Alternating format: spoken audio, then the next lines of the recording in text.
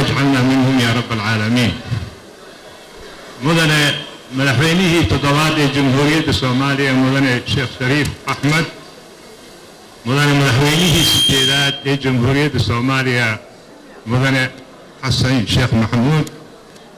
مدن أو شيئين منور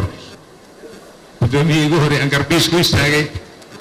كمان مدحضة أحزاب السياسية ماشي جوان مدنياش الله وضع أقل مواطنين تا قدرين تا قارعة نقوله لما أنتي نوالالو إيوالالي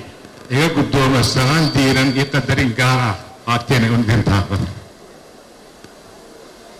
مدحوين يال مدن يال هاري هوران عدكيغا أنكو بيريو دمان عدي همباليدي أو هالكن تطبطن كسو كريين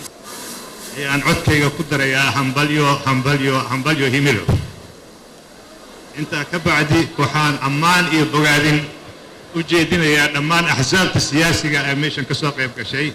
تاسو نو موجينيسو بسيل سياسيات كسو كردي دقنك سوماليتي دقنك أحزاب توالغا مارمان أحزاب سياسية مبادئ لي كل دويين لكن وجيدوا لو دنوا اسكو حلوا دلكاسي بلشده او لهرمريو iyo dhaqanka oo la dhowraanayo waa ku mahadsantihiin aad baan martaan ku amaanayaa arrinta iyada arrinta xigta mudanayaal waxaa la yidhaahdaa qof meeshii uu ka yimid uusan garanayn meeshii uu ku socdana ma garanayo in yar aan ka yidhaahdo dhaqanka axsaabta badan ee soomaaliya heerkeebuu soo maray halkee baanu joognaa maxaase habboon inaan qabanno أحزاب السياسيات بدن كدغن كذا وحو أبابولمي أنت ودها سيكون يسقال بقول أفرتني يشن إلى أفرتني يتضل أي بالعرضين بيوهري أو اسمي وحا أي سوشقيين إلا يكون يسقال بقول يلحظن يسقال وحكم كميليتري كوري هذا في سنة وهي كدم بيي أنت سوحيتيني سوا مدو كير 60 سنة 25 إلى 26 سنة أيانو كسر دقني دقنك ديمقراطية أحزاب البلدان إلى 600 حزبيات تطمئي وبرلمان كيو طلعه سبع كسر شقي هاي الشيء واحد عدين 6 كي إلى تضوات إسرائيل وح أحزاب سياسية اللي هذا مجرم كل جول والله الله طبعا كاسنة وحلول دقائق وحيهد conventions yar oo 13 qodob ah toddobaatan iyo sagaal ilaa 90kii waxaa bilowday xisbi hal kaliya ah oo aan mid kale u helin xisbiga hanti wadaaga kacaanka Soomaaliya la oran jiray 90kii ilaa 1900 anira 2015 wax xisbi ah ma jirin oo waxay ahayd isbedbedel ayaa dhacay 15kii Juun waa 6 Juun 2015 ayaa la ansixiyay sharciga maanta axsaabta siyaasadeed lagu dhisaayo waxaana ansixiyay baarlamaankii sagaalaad waa ku mahadsan yahay madaxweyne xasan iguma dhibin markii waa hormariyay uu saxeexay waa ku mahadsan yahay hase yeeshee markaa waxaan rabaa halkaa inaan ka tilmaamo waxa aan ku soo dhaqanay si dhab ah arrintan 24 sano oo ku ekeed 69 intaanoo kale dhan waxaa waay 50 sano ku dhowaad 49 مليون 48 wax xisbi siyaasadeed ama dhaqan dimuqraadi oo axsaab siyaasadeed ee tiro badan dalka ka jiray ma jirin waxa uu ahayd bur iyo si kala loo socdo qabiilaysigoo zaa'iday iyo mashaakil kale ayaanu ku soo jirnay alxamdulillah sanad iyo bar xildhibaano 25 qof ah oo aan u saarnay guddi madax bannaan ayaa ka soo shaqeeyay sharcigan maanta lagu aasaasayo axsaab inkastoo uu u baahan yahay toosin haddana waa beeskii oo la bilaabay arrintaa waxaan u sheegayaa waxay tahay inaan isu turno isu dulqaadanno waayo hadda waa juun bishan sanadkan aan ku jirno juun 6deeda ayuu sharcigani 3 jir buu noqonayaa waa 3 jir marka saa daraaddeed haddii wadciga maanta aan joogno aad fiiriso aan ku barbardhignay intii aan soo marnay waxaanu joognaa wadcigii axsaabta siyaasiga ay joogeen 1945 ilaa 47 marka saa daraaddeed waxaan u baahannahay axsaabta siyaasadeed oo dhan inay yeeshaan aragti guud oo ay ku midaynayaan dalka, ay ku midaynayaan dhaqanka sidii loo soo celin lahaa dhaqankan axsaabta siyaasadeed oo lagu hoggaamino. runtii markaan idin sheego annaga jiilka aniga aan ka tirsanaa ma jirin muddadan aan idin sheegaya oo 50 sano ah haddaan ka reebo tii oo aan ka reebo tii xisbiga hanti wadaagga aan ka reebo ma jirin dalka meel ay uga soo baxaan kaaderka hoggaaminta iyo kaaderka siyaasadeed meel ay uga soo baxaan ma jirin. jiilka aniga aan ka tirsanaa waxaana soo saaray axsaab siyaasi iskool elementaari ama ibtidaa'iga markaan dhiganaya burha kabaan ku dhigtay kontonaadkii. bil kasta isniinta ugu dambaysa waxaa noo imaan jiray komitaatada oo lokaal ay dhahaan local committeega oo xisbiya ayaa noo imaanaysay oo nala hadlaysa. axad waxaa noo imaanaya SOL way ka sinaayeen arrintoo bartilmaameedka ay u socdaan xorriyadoon Soomaali midayn in laga Jabuuti ay naga maqan tahay in kaan naga baqay in FD naga maqan waxaasoo ayagana soo baray waa waxa tii madaxdii Britain waa la yaabi jiray. hadda waxaa baaqday in muddada soo socda u fiirstaan yaa yaqaana hebel ayaa wax laga dhigay laakiin ma jirin axsaab siyaasadeed oo soo bixisa kaadirka. waxaan laga maarmaanaa hadda oo mahad ilaahay ah inay maanta abuurmayaan axsaab siyaasadeed oo haddana ay isu yeerinayaan oo ay isu goob imaanayaan. waa arrin wanaagsan oo bogaadin ah. Soomaaliya rajo weyn bay leedahay insha allah intaa in laga socdo laakiin waxay u baahan tahay qorshe midaysan iyo ajendo oo iswaafaqsan. arrinta kale aan rabo in meel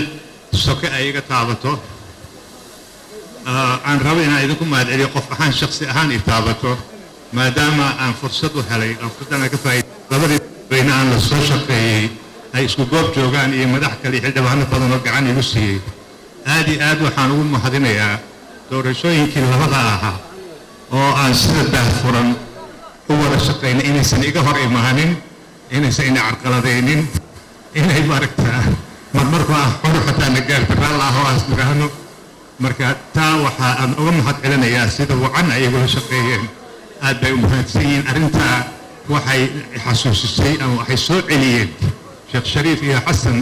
waxay soo celiyeen dhaqankii axsaabta siyaasadeed lagu yaqiinay oo uu noo bilaabay allah yarxamu aadan cabdulla cusmaan iyo cabdirashiid jacal sharmaar. dhaqankaasaa soo noqday waa arrin bisayl siyaasadeed ku jirtay oo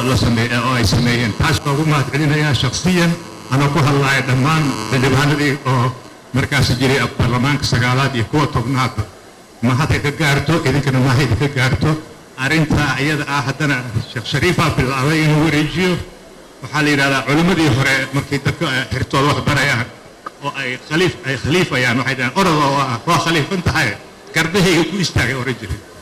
gardahayga ku istaag micnaheedu waxaa meesha aan soo gaarsiin meel ka shishe gaarsiin. xasan sheekhna wuu ka sii qaaday oo meel ka sii shishe uu gaarsiiyeyoo carabtii baa masayrtay sida ay u dhaqmeen markii oo dowladii carabta ay yidhaahdeen Soomaaliya saa u dhaqantay annagana uma dhaqmayno. marka arrintaas waa ku mahadinayaa. halna waa iga dardaaran oo aan dharo inaan ula dardaarmo dhammaan axsaabta siyaasiga meesha joogaan. dardaarankaasi wuxuu yahay lagama maarmaan waaye axsaabta waxaa aragtida xogaa biseelkaan ugu yaranbayna axsaabta mucaaradka iyo muxaafid baa la kala yidhahdaa. mucaaradka waa la liidaa ma aha ujeeddada axsaabta siyaasiga iyo garaadka wanaagsan ee axsaab siyaasi ku dhaqankiisa dimuqraadiyada ku dhaqankeeda waxa weeyaan xisbiga xaakimka oo markaasi xukunka haya iyo kuwa mucaaradka oo bannaanka ka jooga dhammaantoodii waa inaan ka shaqaynaa inay noqdaan